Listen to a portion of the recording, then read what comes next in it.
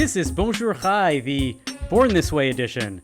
I'm Avi Feingold in Montreal. I'm here with Lana Zakon in Toronto and David Sklar in Calgary. We are your Frozen Chosen. On today's show, we are kicking off Pride Month with two members of Toronto's new Queer Jewish Incubator cohort, and we'll hear from chef and author Michael Twitty. But first, Alana, David, welcome back. I feel like it's been ages since we've had a regular show. I was here. I've been here. You guys, welcome back. What's been happening?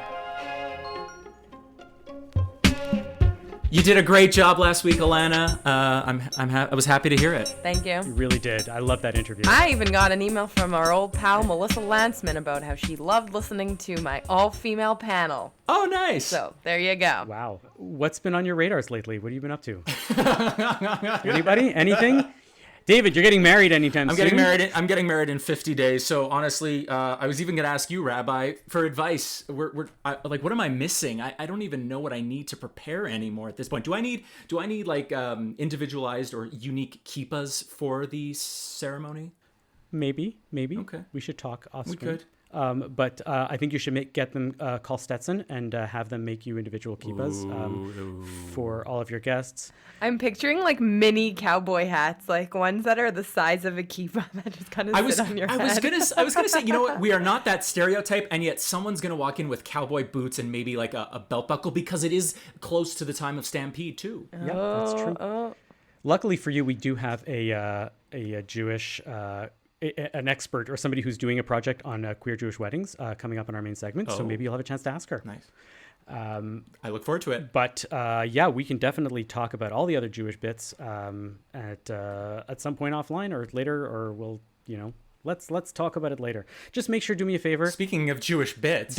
I was going to go right the same place where I think you're going. I was going to say, just make sure you don't have a Zoom event because you don't want to fall into the trap of this Minneapolis couple. I know it's old news. It happened a few weeks ago. I cannot say this better than the New York Post. You're just so excited to bring it back. Of course. I can't say it better than the New York Post, who win the awards on like puns all the time, right? A randy couple who zoomed into services at a Minneapolis synagogue hosting a bat mitzvah forgot to turn off their camera as they began to make a mitzvah of their own, canoodling in full view of verklempt congregants who were subjected to the softcore sideshow for nearly an hour. The impromptu version of Debbie Does Deuteronomy unfolded May 14th in the Twin Cities Temple Beth El. Right, so that happened. For nearly an hour. Did someone hosting the call not just turn their this video is off? This is the reason why it's actually a story, right? So this goes back to something a little more serious that people don't realize. It's not that people forgot. It's that the conservative movement has this halachic approach to Zoom that says that you have a Zoom service on Shabbat, but it's set it and forget it, right? That they put it on before Shabbat and nobody touches it and you can't do anything, right? I guess it's not life or death. Because it's, well, I don't know. It might be life or death for this person's erection, but I'm kidding. Let's not go there. I don't know. I just you went there. It says something interesting about the state we are in terms of Zoom and hybrid services these days. I think that if we're at the point where people forget that their camera is on and just need to be on the Zoom service just to sort of tick off a box, yes, I went to Ashley's bat mitzvah, right?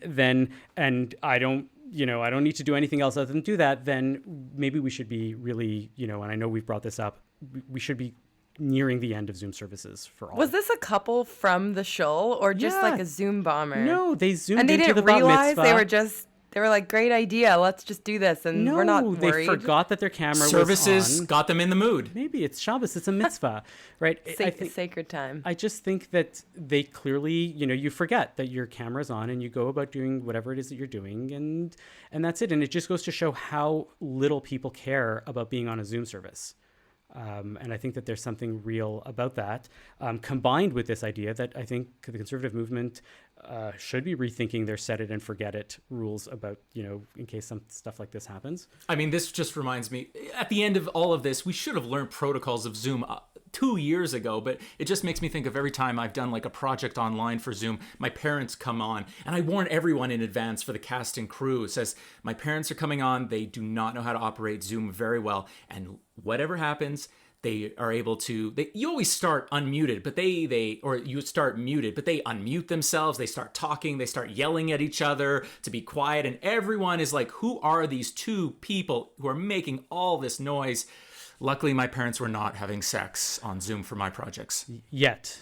Who knows? Yeah, who knows? Who knows?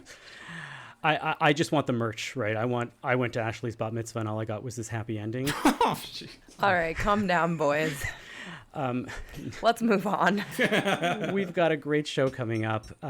We've got this great cohort. And so without further ado, let's hear from them right after our sponsor.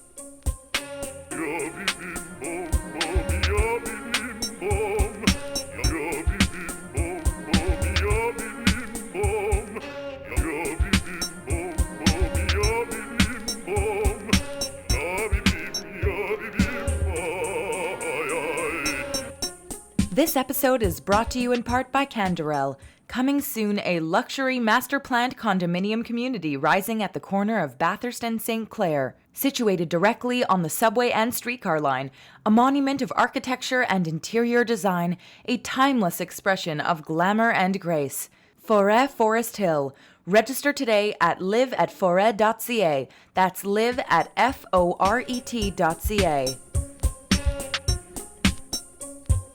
LGBTQ Judaism has gone from the point of merely being aware that the idea of queer Jews exist to where we stand today with Jewish law and practice working towards inclusion in most every denomination.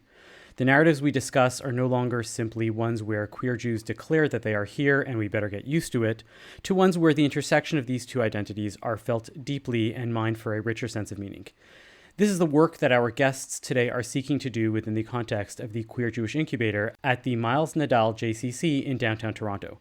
Sadie Epstein-Fine is a writer and performer who is exploring the queer corners of Yiddish theater, and Toby King is a poet, performer, and educator that is using her time in the incubator to look at queer Jewish wedding ceremonies. Sadie, Toby, welcome to Bonjour Chai. Hi, thank you. Hello, thank you for having us. Can you start, both of you, maybe starting with Toby, tell us a little bit about the projects that you're doing and where you see yourselves integrating these two clearly deeply held parts of your identities as queer individuals and as Jews. Yeah, so my project is queering the Jewish wedding, and I'm someone who's really interested in ritual and finds real deep meaning and beauty in Jewish ritual.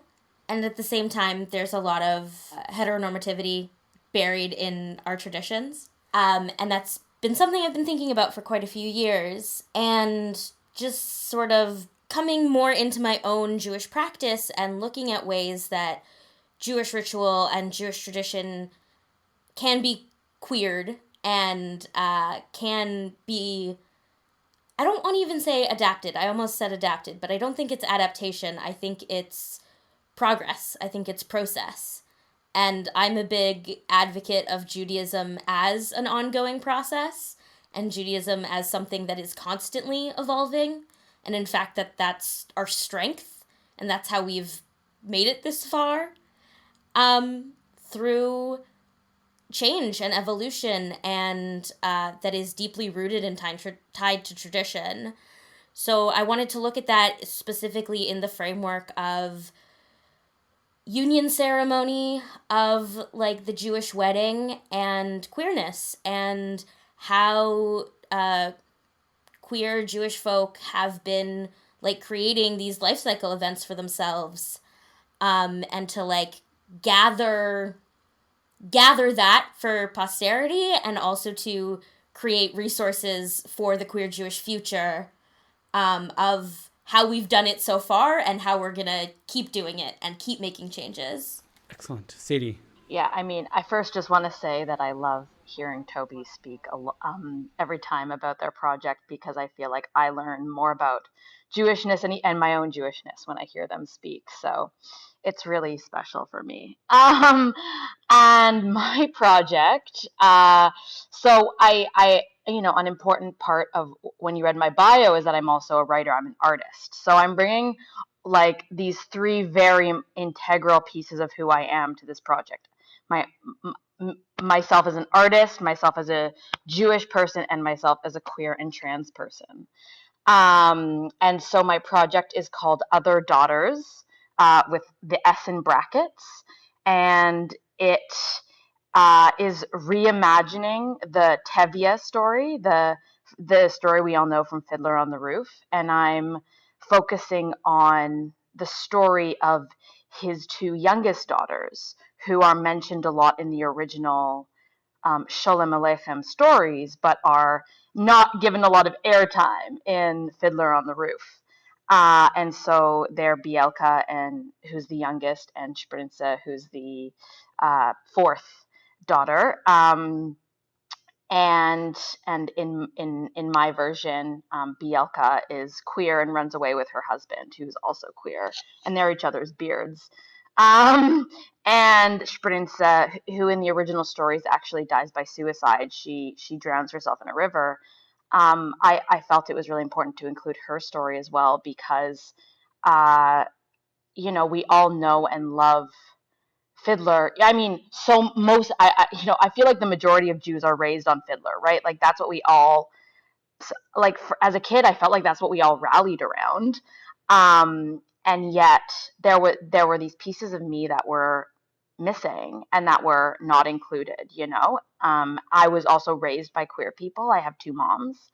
And so there was this huge piece of me that was not reflected in that story. And so in asking myself, like, whose stories are missing, for me, it wasn't just about focusing on queerness, but it was also focusing on like mental health. That is just also often skipped and missed over and missed. And so I think what I'm really interested in with this story is like, because Fiddler is so much about a new way of life and sort of transitioning into modernism.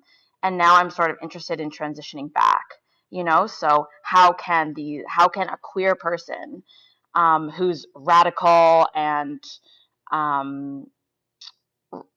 maybe is seen to reject a lot of the traditional values they were raised with, how actually can they be deeply rooted in their culture and in their people and also be queer? Sadie, sometimes it's pretty common to hear the phrase, second generation Canadians or second generation Albertans. But for your case, in your bio, you're a second generation queer person. As you mentioned, your parents are queer, and that's something that's not very, very common. I'm really just curious, what was it like growing up with queer parents, and what was your experience like while you were discovering your own identity? I mean, that's a good and big question. Yeah, and I think it's interesting when like also in the context of Jewishness, because that was also a big factor that went into my making and that went into my upbringing, right? So I also have a Jewish sperm donor because my mom's, I was born in the 90s, and my mom's already knew I would face discrimination based on having two moms, and so they didn't want me to be rejected from Jewish community. And so they intentionally made sure that I had a Jewish donor so that I was like, no one could question the authority of my blood, that I was in fact 100% Jewish in my blood and also in my social upbringing. Then in terms of finding my own queerness, I mean, I actually really appreciate you asking that question because it's different. I was raised in queer community. That's my home. And then having to find that in myself, like I didn't have a coming out process, like in the same way. It just sort of was organic. I don't actually relate a lot to my queer and trans peers around that. My parents are not homophobic. And so that was different and also challenging because like the people who I relate most to in this world are second generation queer spawn. Queer spawn is what we call ourselves, those who were raised by queer people, queer and trans people. That's who I relate to because, coming out is still such a big part of how so many people relate to their queerness and their transness, and I can't relate. Well, I just want to pick up on what you said earlier in terms of you don't always relate to the queer community or the trans community. What is the reason for that? Why don't I relate? Well, many queer and trans people, most queer and trans people are raised by straight people. And so by coming out, they have to find their own community. they have to seek that out. And I was born into a room of 13 people who identified as lesbians. You know, I've known lesbians my whole life. When I came out, I wasn't seeking. I was in community with, 50-year-old lesbians, and some trans folk. And so that's really different. And of course, I've found my own, younger community. Like, I'm married. I have queer friends. Like, but I didn't have that seeking process, and I didn't have that coming out process. And if you're queer, that is such maybe unfortunately, but that's still such a big part of our story, of my community story, and one that I don't have, right? So, like, if you think about sort of touchstones or cornerstones of identity, right? And that's a big touchstone of queer and trans identity, is how did you come out? What's your coming out story? Right. I'm gonna pass the baton back to Toby. I want to hear your experience as well on this. In terms of Toronto's Jewish community, how did you find it? I don't know not that we need to go into your whole story, Toby, unless you're comfortable, but like when you did come out, was that something that you found easy? Were people accepting in the community? Was it difficult? You had to like find your niche people in it. What was that like? I've had a lot of ease, actually, and I know I'm lucky in a sense to have that. A big part of it was I just grew up in very progressive circles, and though I didn't grow up directly in queer community, I had queer community to like guide me through that process, and I really do think that there's a lot of narratives, and I think it's being challenged, but I think there's still a lot of like mainstream narratives is like coming out as like a moment, when it's like, no, it's a process. It's a real process and an ongoing one. And yeah, I was raised in pretty progressive circles. I grew up going to Machane Gesher, which is a little Jewish summer camp that's a little socialist Jewish summer camp, one of our last bastions of the blue shirts between Habonim Dror youth movement and Hashomer Tzair youth movement, and especially in just sort of the era where I was sort of in my early teenage years, it was a very queer space, and I got a lot of my like early queer education in a Jewish space, and my earliest queer mentors were my madrichim and madrichot at Gesher, and it just, those things just sort of tied very seamlessly together for me. Not to say that I didn't have pushback or barriers. I certainly, I went to Associated Hebrew schools until the end of middle school. I consider myself a Hebrew school dropout, and I have a very distinct memory of health class where I, as the young, very insistent ally that I was, I put quotes around that for the audio, and asking about, we were talking about safe sex and protections, and I was like, well, what about not heterosexual sex? And the policy at the time, and to some amount of their credit, I'm pretty sure the policy has changed now, the policy was that was not allowed to be discussed. So I definitely encountered those things, but I had enough of a queer support system in my life and queer mentorship in my life that was like, oh, that's a silly old bygone policy, and it didn't feel like something I had to care about or that I felt so personally affected by. And yeah, I sort of just came out amongst friends who were also figuring themselves out, and amongst friends who we sort of found each other before we had figured ourselves out. There's a tendency among young queer folk to flock together before we've even figured it all out ourselves. And just a couple of us sort of figuring it out together and sort of going through realizations together. So it didn't have to be like a big moment. It was just finding my people and us exploring together. And then, like, from then on out, I found ways of, I've always felt really strongly that my queerness and my Judaism are intertwined things. They're not separate, and they're at times in tension, but it's a harmonious tension. It's a giving tension. It's a productive tension. They're not in conflict. I want to pick up on that for a bit. What I find fascinating about the two stories that you're both telling is that there is something really interesting about negotiating one's coming out and one's identity as a queer individual, which sometimes exists, but more often it does not exist at all when one deals with their identity as a Jewish individual, right? It's, the way that Sadie, you were talking about this, my parents wanted to make sure that I was 100% Jewish from birth, right? And to know that this geneticism, right, this genetic approach, this blood thing was there, that we are born Jews and that it is given upon us and is one of the earliest identities that we have. And the identity that one makes as an adult is often just either about rejecting it or reaffirming it, but it's always sort of there. And while one's queerness may always be there, it's, one of the paradigmatic things that we talk about is this, as you talk about this coming out moment. Well, I find it fascinating, for example, as an aside, that you are both talking about it as a normal thing. And it's what I imagine. I am an old, right? I went to university in the 90s, and coming out was still a traumatic experience for just about every queer person that I knew. And I didn't know that many because people were still not coming out until their 20s and 30s and beyond.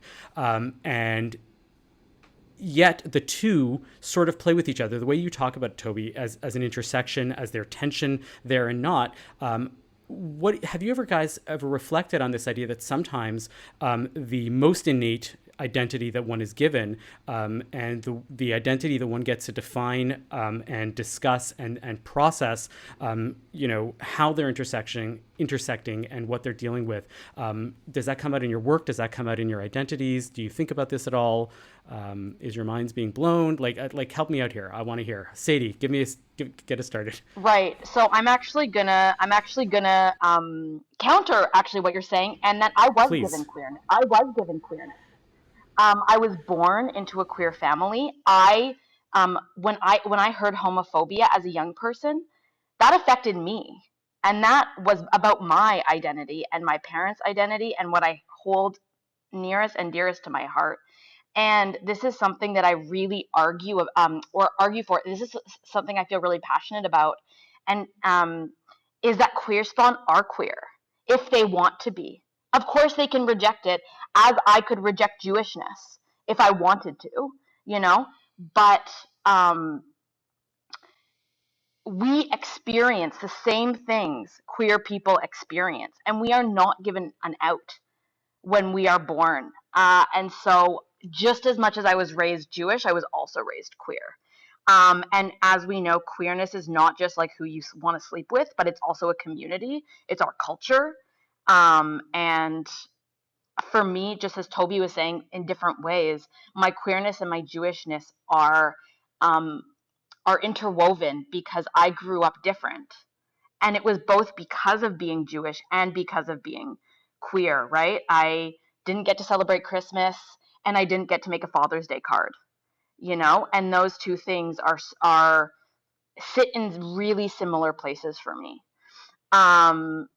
In terms of how that has affected me as a human, I think, this is something that a lot of queer spawn say as they grow up, is like, because they relate to this difference, or like because they grew up sort of not relating to a lot of other folks, we grow up a lot more empathetic towards difference in general. And I think a lot of I think probably a lot of Jews who don't grow up in majority Jewish with majority Jewish people can also relate to that, in that, like, I feel like I really can really understand and relate and empathize with difference, of all of like the myriad, the rainbow, the diversity of difference. And that's been integral in the work I do as like a community activist, in the work I do with youth, and also in my art. I make work about people who are different, and who don't fit in, and who have in otherwise been, have had what we would call marginal identities. Toby, I saw you had some thoughts on that. Did you want to comment? I wanted to also push back on the question. Please do. Which is that I negotiate with my Judaism every day. I'm in constant process and questioning and negotiation with my Jewish identity also. As much as I was born into it, and of course not all Jews are born into it. Some find their way to us. But as much as I was, I'm also like my own constructions of my Judaism and what that means to me and how I practice and how I engage with my community and my people is, to me, also I keep saying process, and I'm going to keep saying process probably, but a process and a negotiation. And to me, it's much like my queerness in that way. I don't doubt that. I'm just fascinated by the fact that, like, you know, and I agree. I mean, I'm part of, my Jewish identity is a process also, but I think that the thing that I'm struck by is that we're given these Jewish identities and we have coming out parties or coming out moments, as you say, for one's queer identity, and that we don't have coming out parties for Judaism. Right. We don't have, the moment I discovered I was Jewish, right? It happened. Well, we could, absolutely. And we have conversion, you know, if one chooses to convert. But I think that there's just something interesting in the distinction between the two types of identities, despite the fact that we do, you know, define and redefine and rediscuss all the time and every day. I also kind of think we do have that. Maybe this is because I live in a sort of intersections of like Jewish learning and Jewish professionalism, but like, a question I've heard plenty is like, what's your Jewish journey? Like, tell us about your Jewish journey, your spiritual journey. And like the ways I've found Judaism on my own and as an adult, and on my own terms has felt honestly really similar to my coming out process of, even though it was an identity given to me at birth, I did have a period of pushing away or rejection of it, and then a period of, what does this mean to me on its own? What does this mean to me as an adult? How can I find meaning in it and my own Jewish community as I've come into my own values and politics? And yeah, I maybe that's not like the narratives or the mainstream narratives around these things are very different. But I think, at least in my own lived experience, and I think for more people than we maybe imagine, it isn't so dissimilar. I think people go through really similar journeys of like finding a Judaism that works for them. And I would even argue that like the bar bat mitzvah, b'nai mitzvah, is the official coming out for Jews. You're up there on the bima, everyone welcomes you into the community. This is your time to embrace. And Sarah says, now you belong to this tribe, this community. Let's throw you a party. It's not that dissimilar, Avi. And one thing I am curious about, Toby and Sadie, is we've talked about the intersectionality. We've talked about how sometimes challenging it is for queer Jews to feel comfortable or accepted, particularly in an Orthodox Jewish space. I am curious, though, when you're trying to assert your Jewish pride, that maybe isn't always welcomed with open arms in queer spaces as well. Have you discovered that kind of tension, or have you discovered trying to balance both of your identities since being in this incubator? I mean, not in the incubator itself. The incubator itself is a wonderfully right at the intersection of those identities, and so it's not a worry. And again, I've been extremely lucky to find a lot of community at those intersections. Honestly, a lot of my own social circles are queer Jews, and sometimes I forget that that's like a minority within a minority and not just like, isn't everyone? Yeah. But I will say I haven't experienced exactly like, it's not that I have experienced direct anti-Semitism in the queer community, though I know people who have. It's more that it does feel at times, for me, that in Jewish spaces, even ones that don't totally understand my queerness, I can come in with it. And I have been in queer spaces that that want me to leave my Judaism at the door. How so? What do they mean by leaving the Judaism at the door?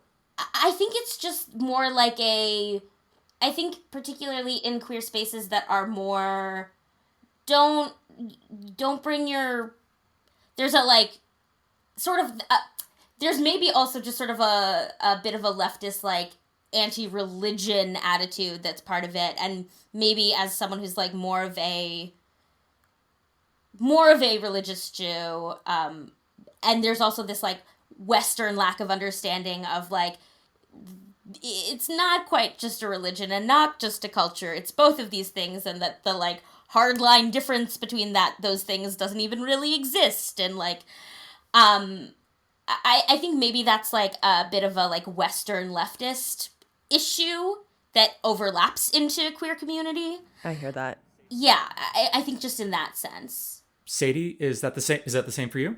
No. And Toby and I grew up really differently, which I think is integral to our answers, right? Like, I grew up in a really secular family, and my Zadie and my grandma, like, rejected formal Judaism, So, like, I haven't been involved in religious space ever, except for, like, some cousins' weddings, And so I think as y'all have been talking, I've been like reflecting myself, and it's like what I think actually I was one of those leftist Jews, who was sort of like, don't bring religion, like leave religion at the door or something. Not actually formally, but now I'm like sort of realizing that in myself. And it's actually only been recently, and my mom and I have sort of been figuring out this process together. It's like, how do we relate to our Jewishness in our queerness? And I think what we've really realized is that, like, for us, it has a lot to do with politics, Like, the history of, like, Jewish radical politic is strong, and we both really relate to that. And then I think it's coming into spaces like this incubator, like this cute queer Jewish incubator, where like I've actually realized, and I've been realizing, like, actually how important my Jewish identity is. In that, like, so like last night we all had a gathering, and I like read the first couple of scenes of my play. It was brilliant. It was amazing. Guys, you have no idea what's coming. Right, and that was the response, and I was like, fuck the larger, sorry, You're allowed to swear. You're allowed. Like, fuck the larger community. Like, this is, and I was like, right, like, this is going to resonate with my community, with my queer Jewish community. And, and so it's actually never been a tension. It's more of a coming home for me that I think I didn't realize. I didn't realize that aspect of myself was maybe like missing from my everyday life.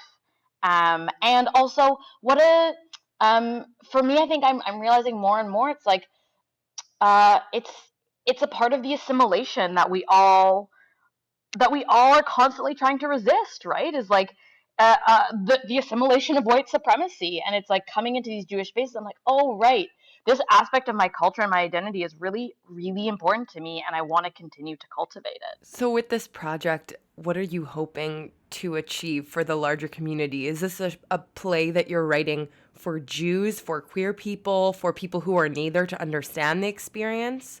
What's your audience in your mind?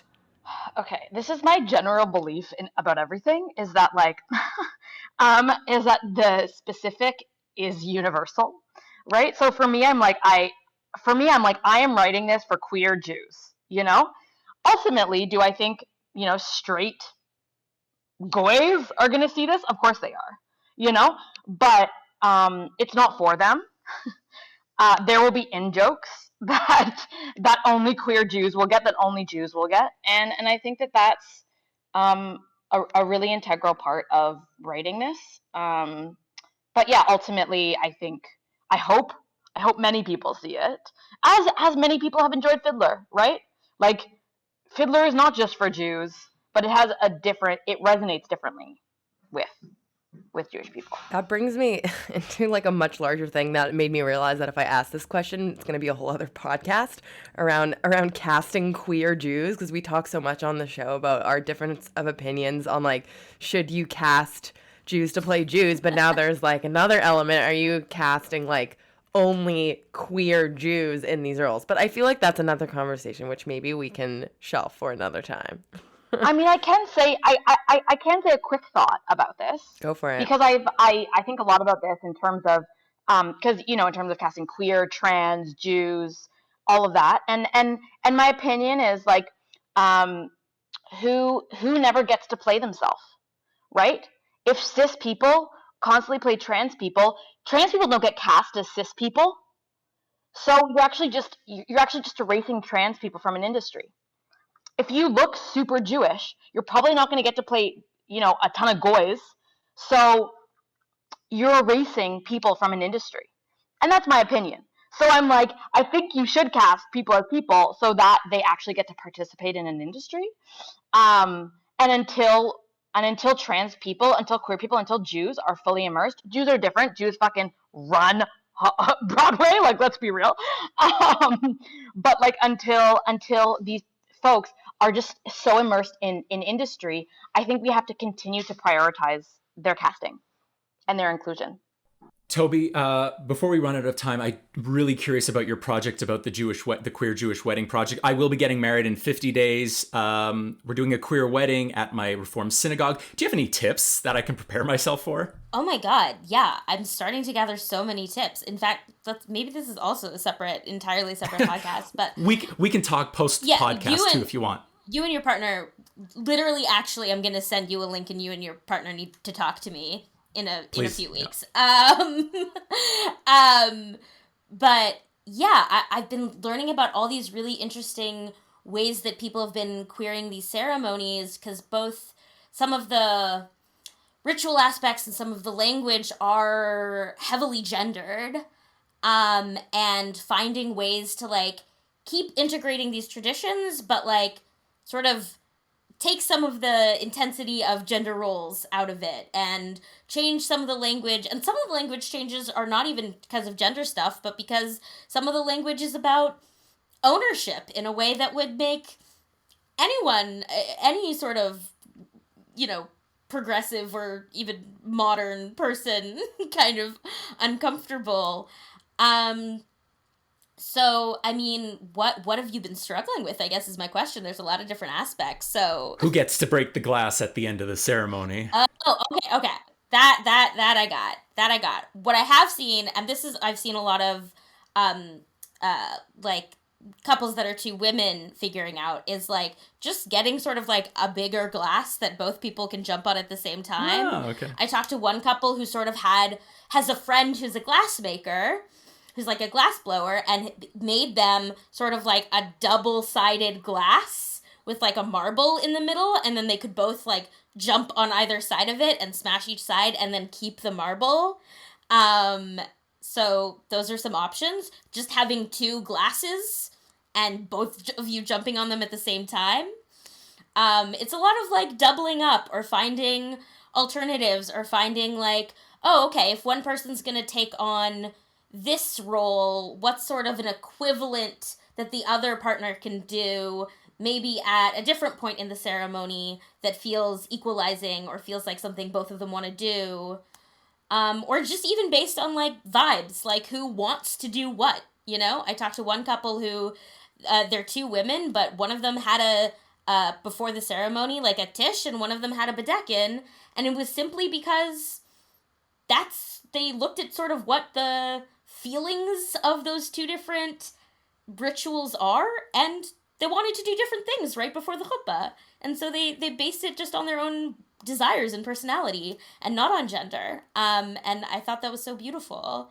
So yeah, just like double things up and be creative with it. I'm always really encouraging of people to be creative with ritual and creative with tradition, and that like, don't be afraid to like fuck it up. Like, you're not gonna ruin Judaism by playing around with a ritual. Like, we've gone through a lot worse. We can take it.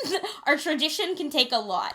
I got to give you a data point. I'm a rabbi, and I do a lot of weddings. Well, a lot. I do a fair amount of weddings, and I offer all my couples these options to break, just as for the glass breaking. And I tell them, I've seen young religious Zionist couples in Israel who decided that they both want to break the glass, and they use a fluorescent tube, like a long fluorescent tube, so that they can like let it stretch along the chuppah, or both glasses. Or I say, you know what, you don't have to be the one who's breaking the glass as the traditional male. The bride can break the glass, and everybody is fascinated by the idea that it doesn't have to be one person who is the male breaking the glass. And yet I have yet to have a wedding in all the years that I've done weddings where they were like, they're all fascinated by it, but ultimately they always end up choosing, right, that the groom should go and break the glass as tradition, whatever it is. They think it's gonna, freak people out. It's too much for us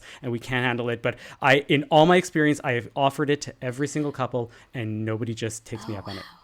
That's interesting to me. Just a fascinating extra. Sadie, you were trying to say something. Oh no, I just was going to add, I was like, my partner and I, we broke 2 glasses, and my parents were silly and gave us like the thickest glass. So I practiced. We're like stomping for like I bought 5 billion four years. I bought 4 identical glasses, and I practiced on like 2 of them just to make sure that I had it. And then the wedding day was like without a hitch. But that's another tip, David. Get a thin glass. Get a breakable glass. Yes, You don't want your guests Noted. standing there as you Thank you. try 5 times. so this leads me to my last point, or by any chance, entirely theoretically, Ilana, the breaking the glass actually leads to somebody in the hospital. I was thinking it, but I didn't say it. Thank you, Abby. He's referring to a show I was in where this happens. Oh no. Fictionally. Not in real. So this leads me to my last question, actually. Really, it's a good segue to my last question, which is a bit serious, but really I'm sure you guys have some thoughts on this. Do you still have to explain to some Jews, to a lot of Jews, that, adding a queer interpretation doesn't take away from, whatever else is existing, that like saying that some of Tevye's daughters might have been queer does not, ruin Fiddler for, the people that just want to read it straight, or that, having these queer rituals existing for queer couples in marriage spaces doesn't mean that all of a sudden every wedding is going to have to like be queer, and that there's space for all of it. It could be, but I'm saying that I think that sometimes people hear these things, people of a different generation, and it's like there's a certain threateningness that when like, oh, we're going to queer everything, do you sort of have to deal with that notion that like, well, first of all, what would be wrong with that? And or if you think that there's something wrong with that, don't worry, there's still plenty of heteronormativity in Judaism for everybody to go around. Yeah. I'll add to that, to tack on to that, what other things that I have seen that I'm curious about is queering like Torah passages, like looking at passages and either like reinterpreting them or interpreting them from like a queer lens. And I've had people kind of ask the question who are not queer, saying like, isn't this kind of taking it a little far? Like, we're kind of reimagining the whole Torah, and it's like, who cares? There's like 1,000 interpretations to the Torah. Why can't this be another one? But go for it. Reimagining the Torah is what Jews have done forever. It's what we do. It's the whole thing. Literally reimagining and reinterpreting for every generation. Like, that's the thing. That's what we do. God, that's so... It is something I have encountered, but I'm honestly so disinterested in.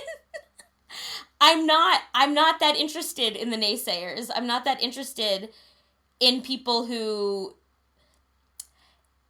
In every era and generation of Judaism, there have been people saying, the buck stops here. There have been people saying, no more changes, no more progress. We stop it here. We freeze time here. And they can say that, and they're gonna be lost to history. And they have been lost to history, and they will continue to be lost to history. And again, Judaism is a process. It is constant change and evolution tied to tradition. And we are on the precipice of incredible Jewish expansion, being led by queer folk, being led by women, people who have been kept from being publicly interacting with tradition for thousands of years. Straight men have been allowed to riff on tradition and Torah for a good 2,000 years. We're in, like, generation 3 of women being able to openly come to Torah. Like, maybe generation 2 of queer folk being able to come to Torah. And it's just the beginning. It's just the beginning. And I'm really fucking excited about the future. I'm excited for the Jewish future. Excellent. Sadie, you get the last word. I have nothing to add. No, Toby gets the last word. I have nothing to add to that. Yes, Toby. Go see Sadie's play. Go to the Miles Nadal website, mnjcc.org/QJI, to check out the incubator, to see our cohorts and what their projects are. We have some, like, really incredible stuff coming. I'm going to plug the new landing page for my project, queering-the-jewish-wedding.card.co. And that's where you can check it out and talk to me and the project itself, and all our wonderful, wonderful cohort fellows and their projects are at milesnadaljcc.org/QJI. You can find links to the Queer Jewish Incubator in the show notes, as well as links to Toby and Sadie's work, Sadie's play, Toby's project. And of course, you can email us at bonjour@thecjn.ca to let us know what you thought. Toby, Sadie, thank you for being on Bonjour Chai. Thank you. This was great.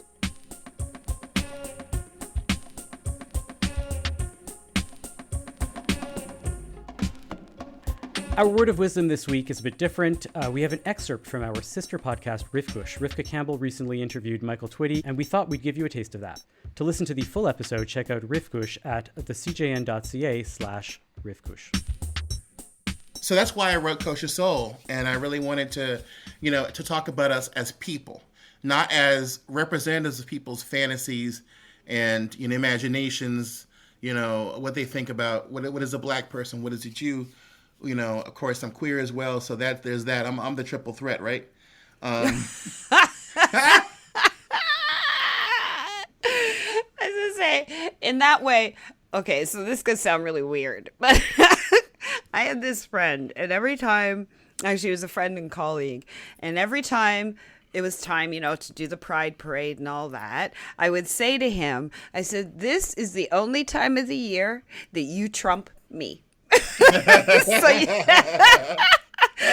because I said I got the black thing going, I got the female thing going, I got the Jewish thing going, but this time of year you trump me.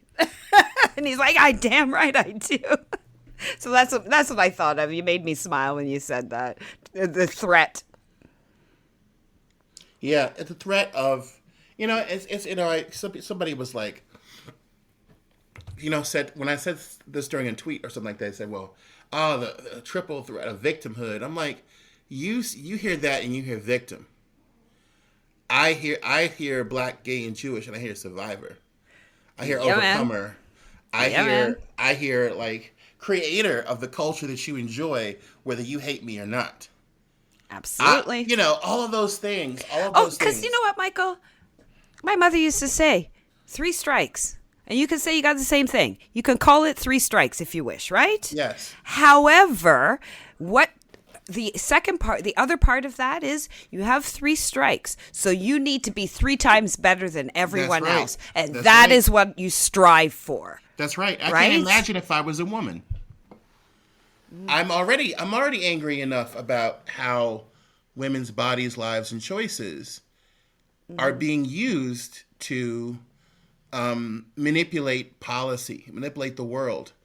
People's, my sister-in-law had a situation that in the state of Missouri, they would have just said, let her die.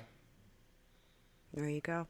So I can't. But if I was a woman, I can't even imagine how much, And I hear, Rabbi Sandra Lawson and other people talk about the experiences of being, Black, queer, Jewish, a woman, and in leadership roles, how the struggle, people push you, people don't let you be your full self instead of them. And I think that goes back to what we were talking about before. Instead of people letting you flourish and be this outstanding opportunity to speak to so many things and bring new things to the world, they want to limit you. And so for me, I'm just like, nah, we're not going to do that. Kosher Soul was really hard to write because it came to fruition during the Trump years, for one. Also, It came to fruition during the year of Black Lives Matter. Wow. With George Floyd. And that's I was going to say George Floyd. Yeah, international. Yeah. An international thing. Because we were, all of our communities, Toronto, Washington, London, Berlin, were responding. Paris. Were responding to very similar situations with Black people and law enforcement and being contained in different ways. I mean, not to return to the Buffalo thing, but here's the bottom line. That white boy's still alive. Grand Rapids, put it out there. In Grand Rapids, Michigan, not that long ago, several weeks ago, a Congolese American was stopped by a cop. He freaked out because guess what? Where he comes from, cops are not just... It's a thing. Yeah, I was in the Ivory Coast and stopped by cops, which are more like military, which kind of make you poop your pants a little. Yeah, he got shot in the back of the head by the cop, and the video is so clear and so disturbing, and you're thinking to yourself, he didn't have a weapon on him. He never committed a crime. He had never been convicted of a crime. He'd never been in jail. He'd never seen a jail. But this cop basically said, "Pop in the back of the head." I began to bawl immediately. But this kid has his life in front of him. I don't care if it is in a jail cell. So, Michael, really and truly, the first thing, once you get over the initial, dang, and as sure as the race of the shooter, without even looking, if they were taken in alive, you immediately know their race. Right. And people, I remember when I used to say that out loud, and people would look at me and say, and I say, really? Here you go. Start naming names. I'd start naming, sitting in car, reading books, and I said, no weapon visible, no this, shot dead. I said, somebody who is with the excuse was, I feared for my life. Yet somebody actively with a weapon, clear danger. And they're taken in alive. If it's him, because I don't want to give their names air. This dude, the guy who the church shooting, the guy recently with the protests and feared for his life, taken in with his weapon intact. Like, don't feed me that stuff. Don't tell me it's not a pattern. Don't tell me subconscious, unconscious bias. I don't care what you want to call it. Right. I call it fact. Yeah, it's like we don't understand that these people can push back against systemic racism and implicit bias. It's not going to make it not a thing. It's not going to make it a lie, and that's the bottom line that we should. Because you're right. People do. They double down on that issue. They double down on it and try and say, yeah, but. And I'm just like, do you know why though? Do you know why? It's because they have been taught by a renewed vigor among right-wing extremists that their power and their privilege as white folks to say, if it's like these stories I would read from the time of slavery in America, and the worst ones are when a young person discovers that they are considered less than, they are not equals, and oftentimes the story will involve a plain fact, like they're four cows, or the sky is blue, or something like that, and they're being told no, there's two, and then they get violent reaction. And then they go, what the hell just happened to me? Why are you hurting me? Why are you abusing me? Mm-hmm. Why are you telling me that what I'm seeing is not reality? Why are you we would say gaslighting. Why are you gaslighting me? Gaslight, yeah. Because I can. And I will. Yeah. And I will do whatever it takes. Whatever it takes to put you in your place and to preserve the future for my children over you because you don't matter. Don't you understand? And until you confess that you are less than me, well, that's the thing I will not do. I will not do. I will not confess that, because if I confess that, why did God make me a human? Yeah. My Adam is not better than your Adam, and your Adam is not better than my Adam. And if that is not the way we think, that is the real Torah, true Judaism.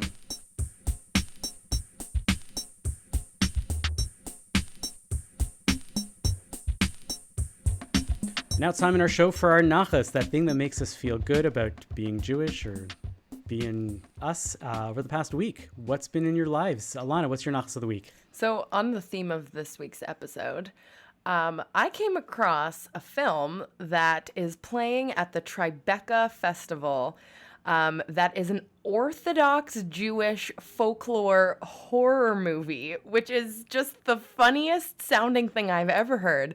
It's a Danish movie about a lesbian romance threatened by an unhealthy relationship between one of the women and her Hasidic mother who lives downstairs. And it's a horror movie. So I kind of want to see what that's all about when that becomes publicly viewable. Ashkenaz have dibbuks, we have golems, we have a lot of rich No, but horror there's material. so few horror movies. Oh, and so sure. It just, I haven't seen any of them. I know that there's a couple out there. We talked about this once. Yeah, but anyway, interesting. It sounds like quite an interesting mashup. Fascinating. David, what's your nachas? Well, Alana, I'm going to see your queer movie, but raise it up a notch. The queerest movie I've seen all week goes to Top Gun. Now, try and tell me whoever decided to set a love scene to Take My Breath Away while sheer linen curtains billow in the background was not gay. And if you're still not won over, you need to listen to this Quentin Tarantino character from the movie Sleep With Me explain the explanation. You know what one of the greatest fucking scripts ever written in the history of Hollywood is? What? Top Gun. Oh, come on. Top Gun is fucking great. What is Top Gun? You think it's a story about a bunch of fighter pilots? Yeah, it's about a bunch of guys waving their dicks around. It is a story about a man's struggle with his own homosexuality. That's serious. That is what Top Gun is about, man. You've got Maverick, all right? He's on the edge, man. He's right on the fucking line, all right? And you've got Iceman and all his crew. Right. They're gay. They represent the gay man, right. All right? And they're saying, go the gay way, go the gay way. He could go both ways. What about Kelly McGillis? Right? Kelly McGillis, she's heterosexuality. She's saying, no. Go the normal way. Play by the rules, go the normal way. And they're saying, no, go the gay way. Be the gay way. Go for the gay way. All right, that is what's going on throughout that whole movie. I rest my case. Alrighty. Go, Avi. So my nachas is going to the Reboot organization, which is an organization devoted to rebooting lots of interesting Jewish culture and Jewish ideas. They the past few years have been doing a Shavuot all-night learnathon on Zoom called Dawn. And this year they decided, as for their Dawn Festival, to do a really fascinating thing where they took Thelonious Monk's Round Midnight, which is a classic composition, and John Schott and a whole host of other performers performed it for 8 hours and did an 8-hour interpretation of it all night over Shavuot. Now, of course, you see, this is one of the benefits of Zoom. I didn't get to see it. It all could have been just on YouTube or whatever. I didn't get to see it live because I wasn't using a screen over Shavuot, but they do have it up on their page and on YouTube, and you can check out the entire 8-hour performance and how they take this one song and really let it unfold over an extended period of time. It's not explicitly a Jewish composition, but I think they did something profoundly Jewish by taking this Round Midnight and performing it at midnight and turning it into this long musical meditative experience. So shout out to Reboot for doing Round Midnight for 8 hours straight. Thank you for listening to Bonjour Chai for the week of Friday, June 10th, Shabbat Parashat Naso. Our producer is Michael Freeman. Technical production is by Andre Goulet. Our music is by So Called.